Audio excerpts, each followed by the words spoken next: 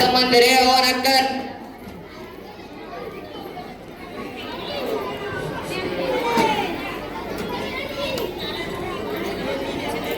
ಅಣ್ಣ ತಮ್ಮಂದಿರೇ ಅವನಕ್ಕನ್ ಯಾರಣ್ಣ?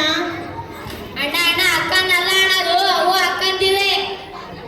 ಅಣ್ಣ ತಮ್ಮಂದಿರೇ ಅಕ್ಕ ತಂಗಿಯಂದರೆ ನಾನು ನಿಮ್ಮ ಹತ್ತಿರ ಏನೋ ಕೇಳಕ್ಕೆ ಬಂದಿದ್ದೇನೆ. ನೋಟು ಓಟು ಓಟು ಅಂತಿದ್ದೀರಾ ನೀವು. ಮೊದಲೇ ನಮಗೆ ನೋಟ ಕೊಡ್ರಿ, ಆಮೇಲೆ ನಾವು ನಿಮಗೆ ಓಟ್ ಹಾಕ್ತೀವಿ.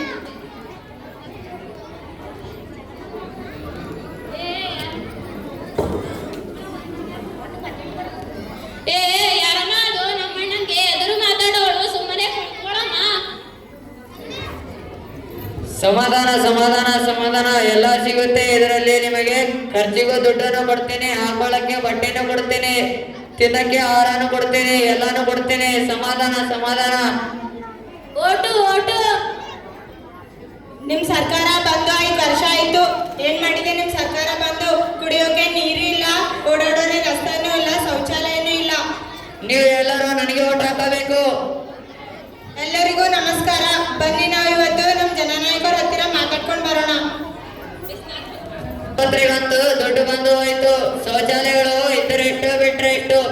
ನಾಳೆ ಹೋಗೋದು ಅಲ್ಲಿಗೆ, ಇವತ್ತು ಹೋಗೋದು ಅಲ್ಲಿಗೆ. ಅಣ್ಣಂಗೊಂದು ಚಪ್ಪಾಳೆ. ನಮಗ್ ಬಂದಿರೋ ವರದಿ ಪ್ರಕಾರ ಕೇಂದ್ರ ಸರ್ಕಾರದಿಂದ 30 ಕೋಟಿ ಹಣ ಬಂದಿದೆ ಅಂತೆ. ನೀವು ನಮ್ಮ ಗ್ರಾಮಗಳಲ್ಲಿ ಶೌಚಾಲಯ ಮಾಡಿಸಬೇಕೆಂದು ಹೇಗೆ ಸದುಪಯೋಗ ಪಡಿಸಿಕೊಳ್ಳುತ್ತಿದ್ದೀರಾ? ಅದು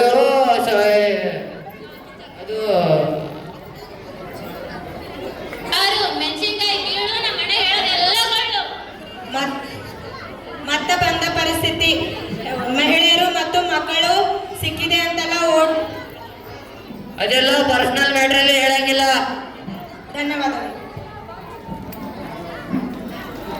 ಆಗುತ್ತಿರುವ ಪ್ರಪಂಚದಲ್ಲಿ ರಾಜಕಾರಣಿಗಳು ಮಾತ್ರ ಅಲ್ಲ, ಜನರು ಕೂಡ ಹಣದ ಆಸೆಗೆ ತಮ್ಮ ಹಕ್ಕುಗಳನ್ನು ಮಾರಿಕೊಳ್ಳುತ್ತಿದ್ದಾರೆ.